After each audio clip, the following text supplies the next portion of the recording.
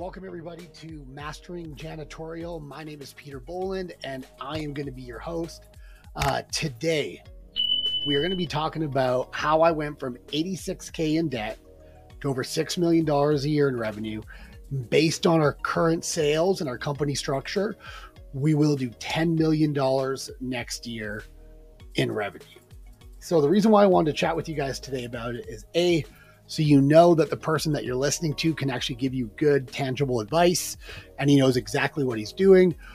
And B, it's been a long road to go from a high school dropout, minus $86K in debt, to doing the type of sales we do, having hundreds of partners, hundreds upon hundreds of buildings, and a really good core office staff that essentially runs the business. So I don't have to be in here all day managing and dealing with problems, et cetera, et cetera. I get to spend a lot of my time on working on my business, watching it grow. So kind of let's get into it. So first off, I want you guys to know that you can do it. It does not have to be this, I don't have the right background, nobody's taught me anything, this negative mindset. You just have to want to do it and create it. And that's about all, right? All the information of how to do it is out there. This podcast can help you. We can help you out as well. There's a million ways to do it in the janitorial industry. And the way I've done it is just one of the ways.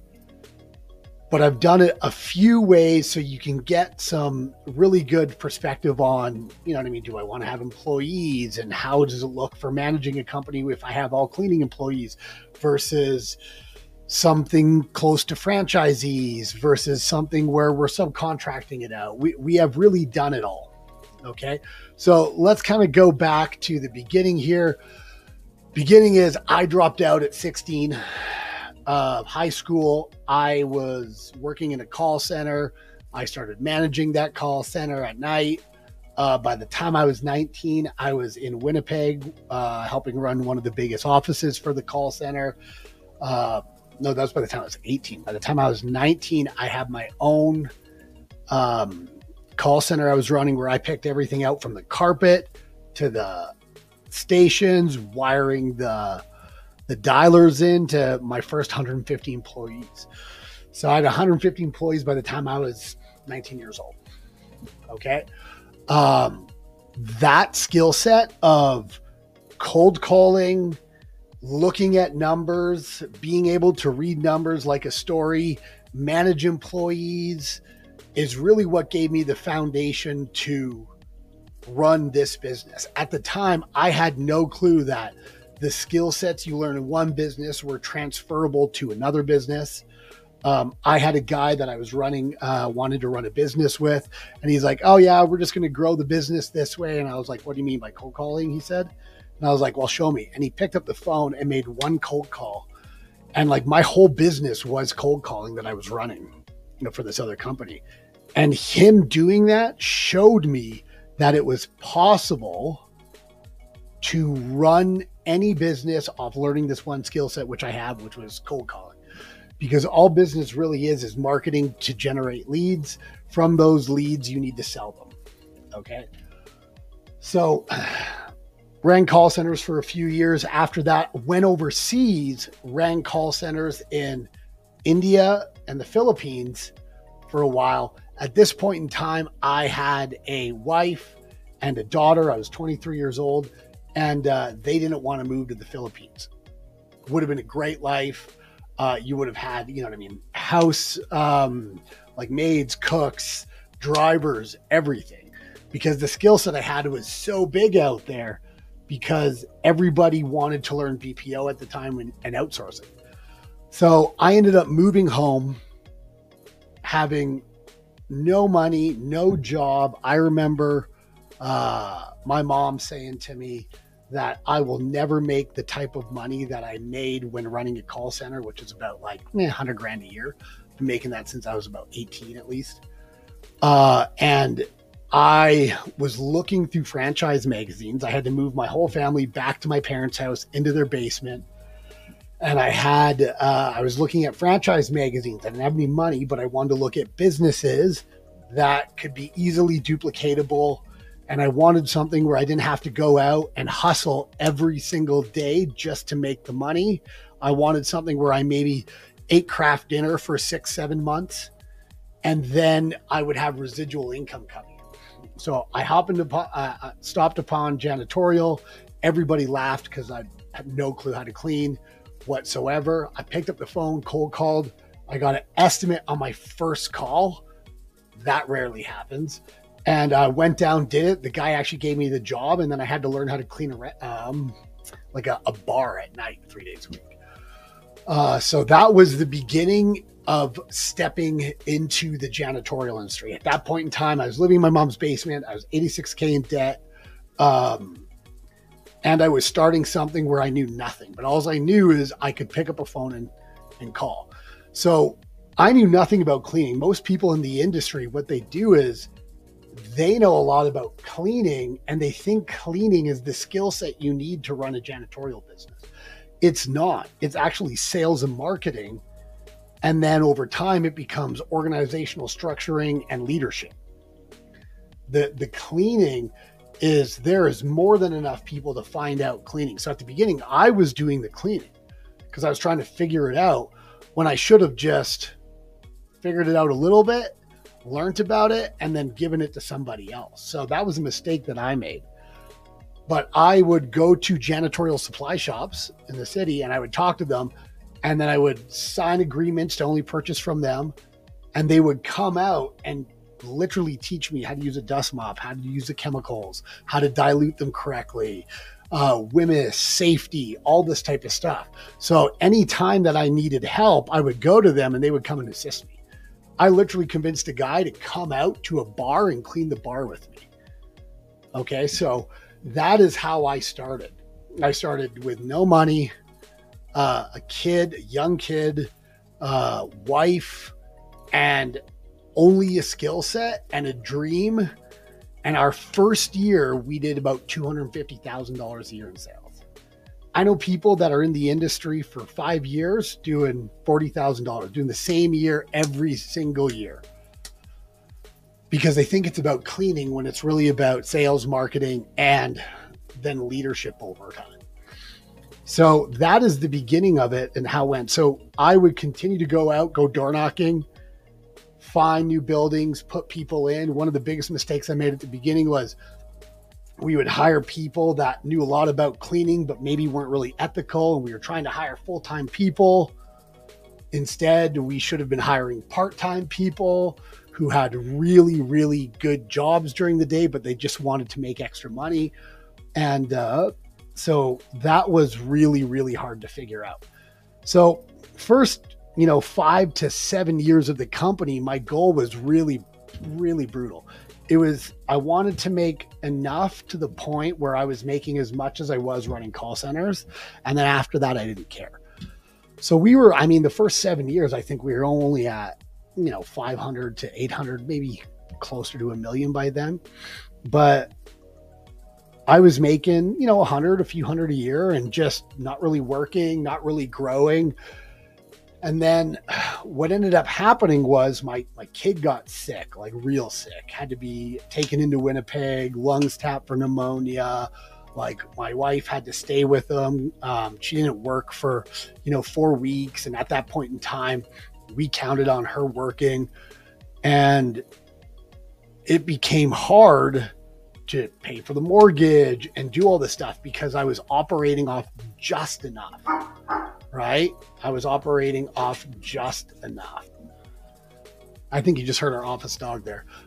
So really, if you sit back and you look at it, operating off just enough will always be a failure to you, because eventually the world comes in and life just kicks you in the face. Reality all of a sudden says, hey, you're not doing enough.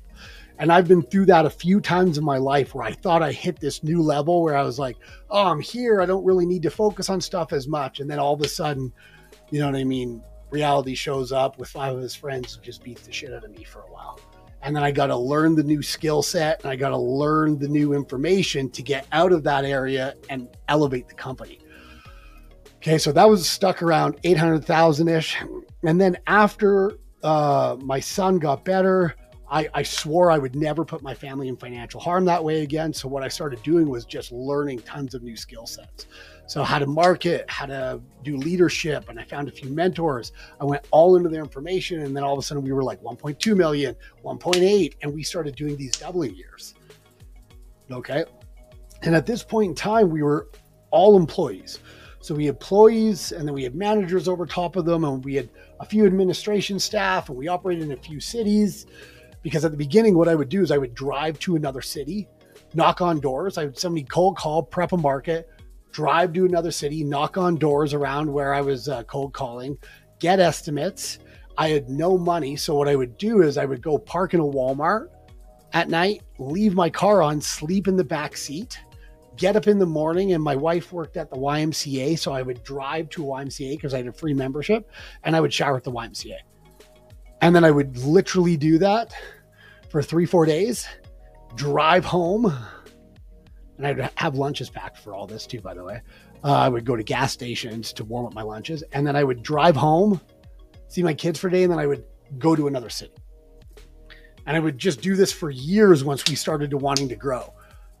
Because you think like $800,000 in sales is a lot of money, but by the time you pay your employees, accountants, all these things that go into it, car, travel, not a lot is left over.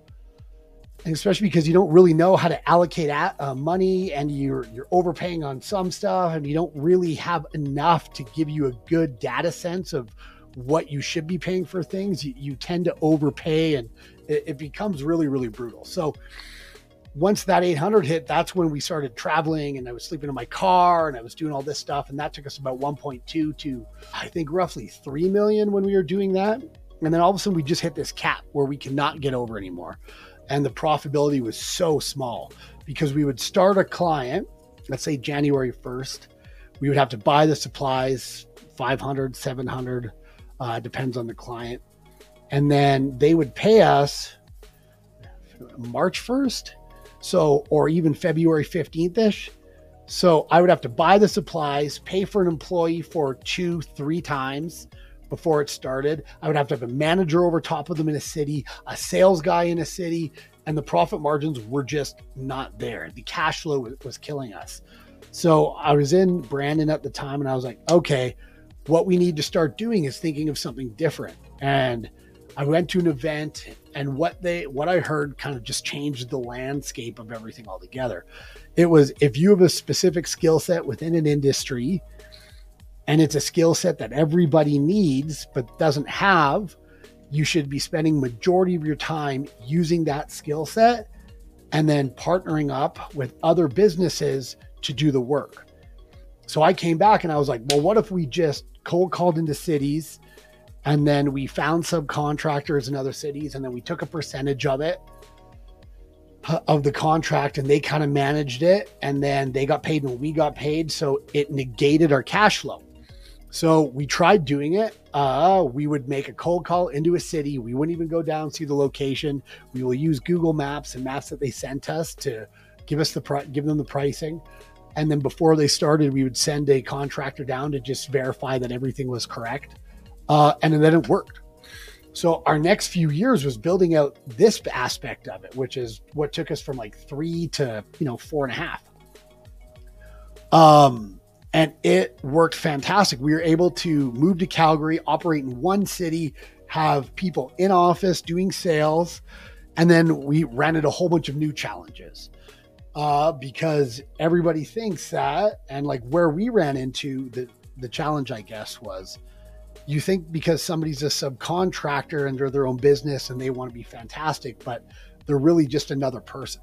So ensuring that you vet them out correctly, that they're trained on your policies and procedures and expectations that the client has. So we had to build all this online training, and we had to learn how to manage stuff from distance. And it was I've been in Calgary 5 years, and it took 3 years to figure it out. to get it so it was such a well-maintained machine. And then we started to crank on it. And then boom, COVID happened. And then all the businesses shut down. We were left with half of the businesses that we had, this office space, tons of employees, and we kept our sales guys on, we kept our administration staff on, and we were just struggling to survive. So once COVID took off, we did enough to keep growing. So we actually invested all the cash we have saved into COVID when COVID happened to hire more sales staff and grow. And we actually ended up growing through COVID once everything opened up. And then after COVID, what happened was, and I'm sure a lot of you guys felt the exact same way, is you couldn't find employees anymore. You would put ads in, and where you used to get 300 people apply, 5 people would apply. Right? And everybody was like, I'm quitting, I'm going to go somewhere else. And it was like, 30% of the population just got taken out of the workforce. So that really helped us struggle. And that was actually when we had some of our first years where we were seeing a decrease in sales because we had this office space and we couldn't find good sales employees within the city we were in. They were wanting an astronomical amount of money, or for what we were looking at paying them. Cause our sales guys, like we had a girl make, 13 grand last month. So they can make $150,000 a year if they sell right. And their salary is almost 50 grand a year. But we couldn't find people that were worth it. So we tried hiring a few people and they just came in with a whole bunch of ethical issues. Dude, it was terrible. So we made the decision to go, okay, if I can't find people in my own city, and that's the reason why we moved here, then we are going to go to work from home and we are going to hire people all across Canada. And then we spent another year and a half figuring that out. So our sales dipped, and now our sales are like through the roof. Our salaries are half as what they would be. We've hired people in, Latin America. We've brought in people from the USA. Like we've brought in people from everywhere, not just Canada, because now we're allowed to be anywhere because then we're not just trying to operate out of one city. So we've expanded it to the world. So we get all this great talent, and some of it's at a great cost. And they're making great money, and other ones are, at higher cost. But we've created this whole online structure where we can manage all of our contracts from distance, deliver amazing training to our partners. We have over 10,000 people right now that have applied to be a partner with us across Canada and New America. We're growing by about, this month will be 40K in new sales, and the average client stays with us for 2.5 years. So like, if you just do the math on that, that is a little over like 1.2 million in sales just this month. And it's all work from home. I spent 3 months in LA, working on a program and working from my laptop. So it has been such a ride. And now that we have this whole work from home, use subcontractors and partners, train them, we show them how to get their own buildings, right? And we don't take any money from it. We show them how to manage, train their own employees. We want to work with people who want to grow their business. And we understand that we have such a big pool to choose from of businesses across North America that it doesn't hurt us if these partners go out and get their own buildings that are 5, 10, 20 grand a month. Like, we don't care. We want to see everybody succeed. So there is no shortage of work across North America. So we want to help these partners grow. So that's really been the story. The story is we went from not knowing anything to doing just enough and getting hammered in the teeth, to moving to a new city and starting to figure out this in-city thing and it working, to COVID shutting us down and then not being able to find employees, to now having to figure out how to do it from distance, where we hire all across the world. And then we partner with people in multiple countries to do cleaning. So, and it has worked fantastically. Our profit margins are up.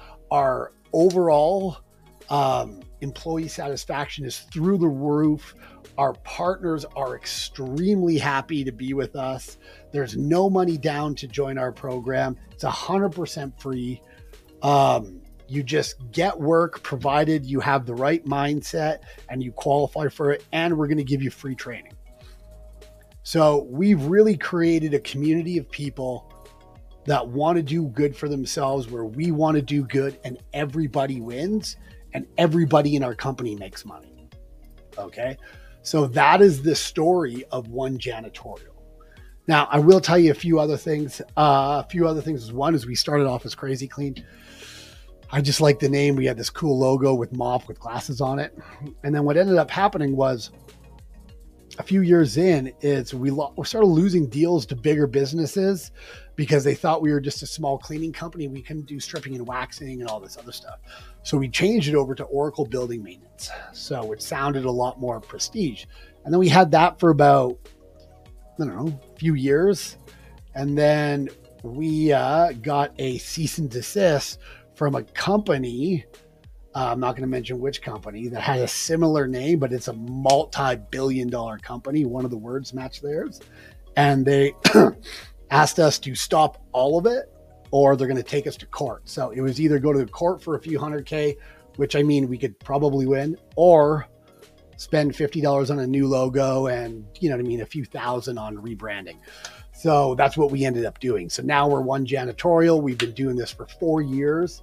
We have amazing partners all across Canada and into the US. We have amazing clients. Every single day with the program that we have, we review clients and partner satisfaction. And our average out of 10 through our system, when we talk to people and we get ratings, is an 8.5 out of 10. Okay. And even the ones that are lower, we find out why. And then immediately afterwards, they give us a 9 or 10 because we want to fix the issue for everybody. And we want everybody to prosper and make money, not just us. So that's essentially the overall story of it. Now, let's go over a few main points. Okay. One is skill sets. So at the beginning, my skill set was actually just cold calling. I had no fear of picking up a telephone, cold calling into a city, and going and stopping by and introducing myself. I didn't care about looking like an idiot, like I didn't know what I was doing. I cared more about learning and then overcoming it and then building something great. Most of the time people go, oh my God, I don't know how to do it, but there's tons of programs to purchase that can show you exactly how to do it for like 49 bucks. You know, if you want the best training platform ever, it'd be Cardone University.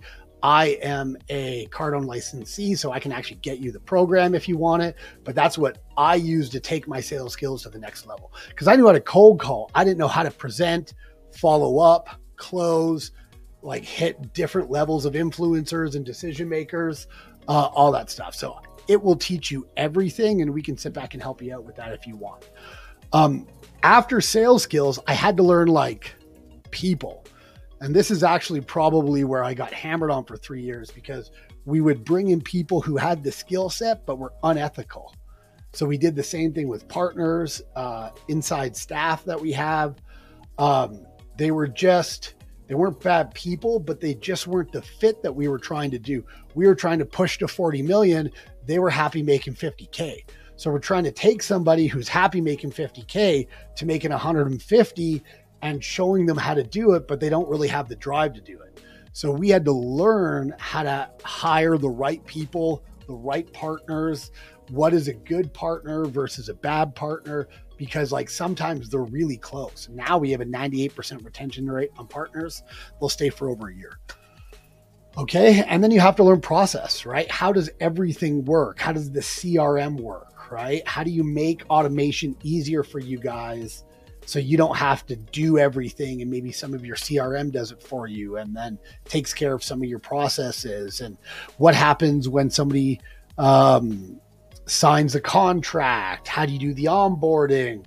Like, what are the flows and steps of the sale and closing of it? Like all these things. If your client complains, how do you solve it? Right? How quick do you respond? We respond to a client email within 14 minutes if there's an issue, or any client email, period. Within 14 minutes, they have a response back from us and a phone call. Are you doing that? Do you measure these things? So we started using data and all this technology so that we could be extremely efficient with our clients. And every time we had issues, we'd find out why, and then we'd come back and solve it. One of the biggest challenges we had when we first went to being in office to doing everything from distance was figuring out how to manage everybody from distance.